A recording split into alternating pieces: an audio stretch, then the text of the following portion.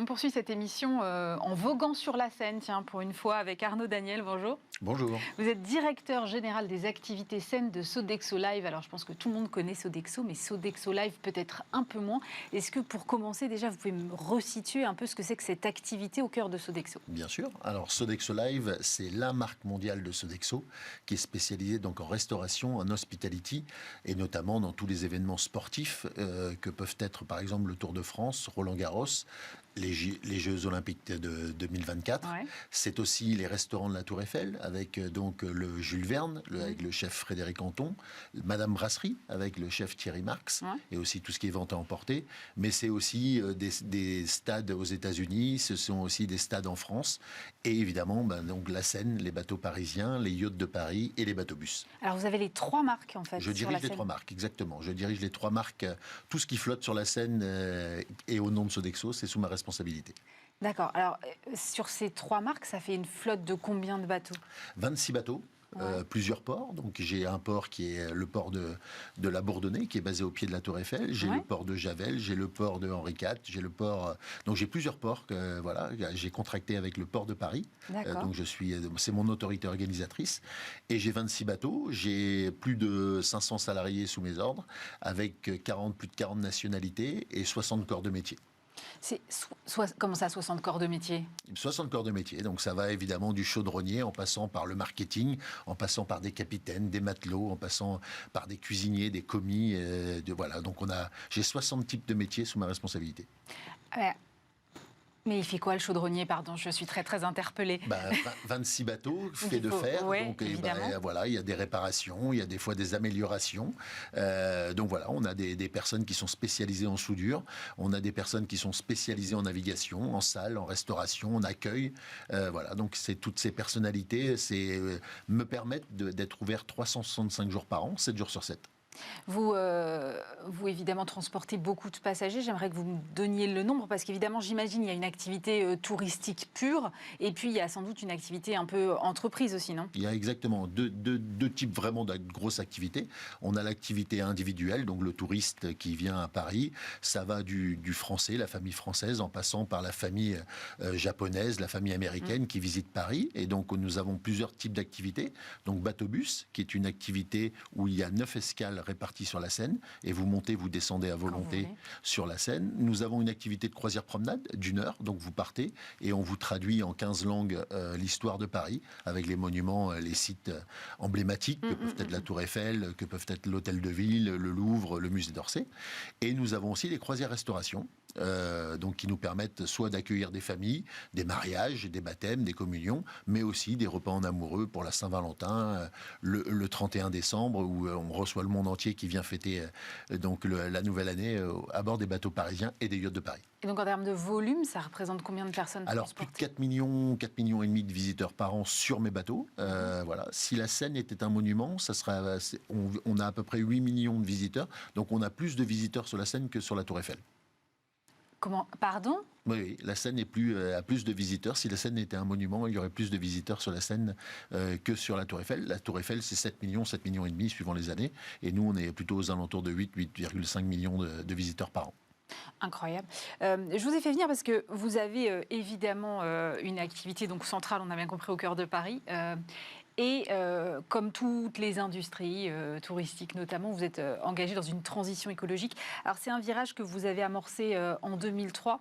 Quelles ont été les différentes étapes pour mettre en place, amorcer cette transition? Alors, Sodexo, déjà, c'est dans notre ADN. On a un programme de développement et d'engagement sociétal vraiment ancré dans notre ADN. Et donc, depuis que moi, je suis donc au bateau parisien, et avant, même ça avait commencé avant, depuis 2003, nous avons déjà étudié tout ce qui est à l'époque les technologies qui existaient. Donc, nous avons travaillé déjà sur de l'hybridation.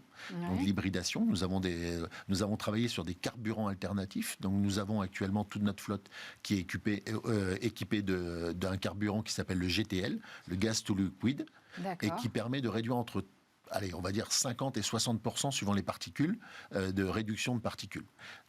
Toute cette démarche, amorcée depuis 2003, nous a déjà permis d'obtenir 6 titres, 6 remises de premier prix avec le port de Paris, qui nous a félicité pour cette démarche environnementale que nous avons initiée depuis des années. En revanche, depuis maintenant 3, 4 ans, 5 ans, nous avons commencé à regarder ce qui se faisait dans les nouvelles technologies.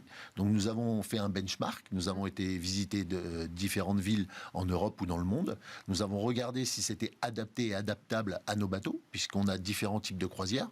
Et donc, ce qui est possible de faire sur certains types de métiers ne l'est pas, par exemple, pour une croisière promenade. Un bateau promenade part dès 9h30 le matin et revient vers minuit le soir. Donc, il est tout le temps sollicité. Donc, par exemple, de l'électrique, ça ne pourrait pas être possible? Exactement, vous avez tout compris. Okay. Donc, c'est pour ça que l'électrique est adapté à l'instant T, puisqu'on n'est pas encore arrivé à trouver la bonne solution.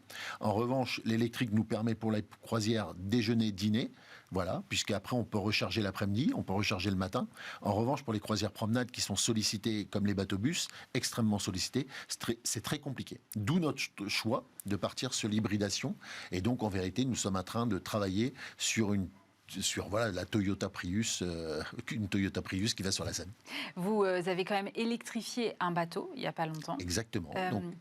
Pourquoi ce bateau-là? Donc j'imagine que c'est un bateau dont l'usage est différent et qui le permet, si j'ai bien compris ce que vous me racontez. Et j'ai lu que ça avait pris en tout 5 ans entre la phase d'études et la transformation, les travaux. Pourquoi c'est aussi long? Alors, vous avez bien lu, déjà. Donc, c'est 4 ans. Exactement, c'est 4 ans. Donc, en vérité, il a fallu trouver la bonne technologie. Il a fallu trouver le bon opérateur. Et après, il a fallu faire de la R&D, parce qu'on est encore dans les prémices. On est sur la Seine, ça reste encore des prémices. On est un très grand groupe. On est le leader. On est la compagnie numéro 1 sur la Seine. On occupe 65% du marché de la Seine, à nous tout seuls. En revanche, tous mes concurrents, et j'ai 2-3 très gros concurrents, mais après, le reste de concurrents, sont essentiellement composés d'un bateau ou deux. Et donc, il n'y a pas beaucoup de gros, de gros, entre guillemets, constructeurs qui sont intéressés pour l'instant. Donc, il faut qu'on trouve aussi le bon partenaire. C'est ce que nous avons fait. Donc, on a travaillé pour le Cachemire avec... le Cachemire, c'est le nom du bateau. Hein. Excusez-moi, c'est le nom du bateau. Pour moi, c'est tellement évident. Le Cachemire, c'est le nom du bateau. C'est un yacht de Paris. Il mesure 22 mètres. Il pèse 55 tonnes. Il a fallu donc trouver, par rapport à la stabilité du bateau, la bonne technologie, les bonnes batteries, puisque les batteries ont un poids. Et donc, il a fallu répartir sur le poids du bateau à bâbord et à tribord pour que ça soit évidemment égal. Et donc, on a travaillé sur des batteries. Donc, on a 120 kW de chaque côté, bâbord et tribord du bateau. Et ce bateau, maintenant, c'est le seul bateau d'une telle taille à être 100% électrique sur la Seine. Et vous avez fait le choix du rétrofit et pas d'investir dans un autre bateau neuf qui serait déjà conçu? Tout à fait. Toujours dans notre démarche d'engagement et de développement raisonné, nous avons fait le choix de faire du rétrofit, donc c'est-à-dire un lifting du moteur, mais en gardant l'âme du bateau, en gardant la coque, en gardant toute l'histoire de notre bateau. Et c'est le choix que nous continuons à faire, puisque le Cachemire, donc 100% électrique sur la Seine, ça y est, c'est chose faite, nous en sommes très fiers. Nous accueillons maintenant donc des entreprises, des VIP. Ça y est, je peux aussi vous dire que plusieurs VIP hollywoodiennes sont venues sur notre bateau. Donc nous en sommes très fiers et ils en sont ravis aussi, puisque la navigation est quand même absolument hallucinante. En termes de bruit notamment. C'est un silence de dingue. C'est vraiment impressionnant. C'est un écrin sur la Seine qui rassemble toutes les caractéristiques du plaisir, de la sobriété. Et voilà, et on profite de Paris à fond. J'imagine que si l'expérience est aussi réussie que ce que vous me dites, vous envisagez de transformer d'autres bateaux? Oui, alors ça y est, c'est parti même, je vous dévoile. Donc nous avons fait le choix aussi de faire un bateau-bus, donc un bateau-bus qui s'appelle le Trocadéro. Le Trocadéro, lui, va partir aussi dans les prochaines semaines en hybridation, puisque, rappelez-vous ce que je vous ai dit en début d'interview, le bateau est utilisé de 9h30 jusqu'à minuit le soir. Ouais. Et à aucun moment il s'arrête. Donc aucune technologie actuellement ne permet, notamment électrique, ne permet de ça. Donc nous partons sur de l'hybridation.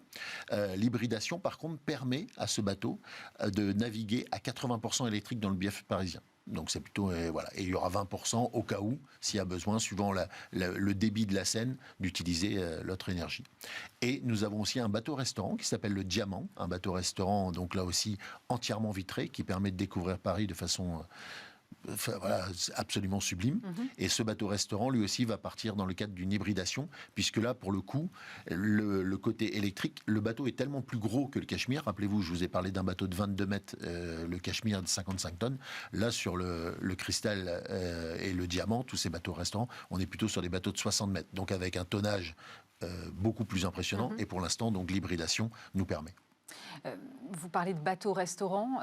Est-ce que cette volonté d'avoir un mode de transport plus responsable, plus écologique, vous le traduisez aussi en cuisine? Comment est-ce que vous travaillez sur ces enjeux Circuit court, toujours. Donc ça aussi, c'est dans l'ADN de Sodexo et de Sodexo Live.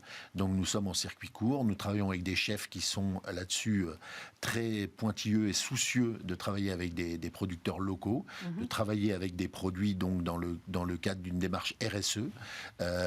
Nous refusons de travailler certains légumes ou certains fruits suivant la saison, puisqu'on considère que ce n'est pas la saison. Nous avons vraiment là-dessus aussi, on pousse jusque dans l'assiette notre démarche RSE. Vous avez, ou plutôt vous allez être partenaire des JO 2024. Je crois que c'est notamment Sodexo qui va nourrir les athlètes. Et on sait que la cérémonie d'ouverture va se passer sur la Seine. Donc ma question est tout à fait logique. En tant que partenaire des JO, est-ce que vous allez prendre part à cette cérémonie sur la Seine? Alors, pour ce qui est purement Seine, pour l'instant, c'est encore un tout petit peu trop tôt pour en parler. On est encore dans les... Mais en revanche, ce que je peux vous dire, et là-dessus, je suis même très fier de vous le dire, c'est que Sodexo Live va être partie prenante de façon très importante lors des JO 2024. Nous allons nous occuper donc du village olympique. Nous allons nous occuper de tous les athlètes, de tous les supporters. Nous allons être en charge de toute la logistique de tous ces villages et des 14 sites, en plus du village olympique.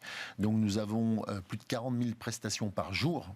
Mais c'est énorme. En fait, je pense qu'on ne mesure pas 40 000 prestations. 40 000 prestations par jour sur le village olympique. Donc c'est colossal. Donc nous avons pour cela 6 000 salariés qui vont se joindre à nous pour nous aider à faire de cet événement mondial. Que vous recrutez en ce moment ou qui sont déjà... Alors on a déjà des salariés. On a aussi des volontaires au sein de nos équipes Sodexo Live. Mais en plus, nous allons évidemment recruter et nous staffer pour justement rendre ce moment magique et montrer tout le savoir-faire de Sodexo Live. Ça a un impact, j'imagine, fort sur la culture d'entreprise, non? Un événement comme ça. Je peux vous assurer qu'en ce moment, on est tous motivés et qu'on est super fiers. Merci beaucoup Arnaud Daniel. Je rappelle que vous êtes directeur général des activités saines de Sodexo Live.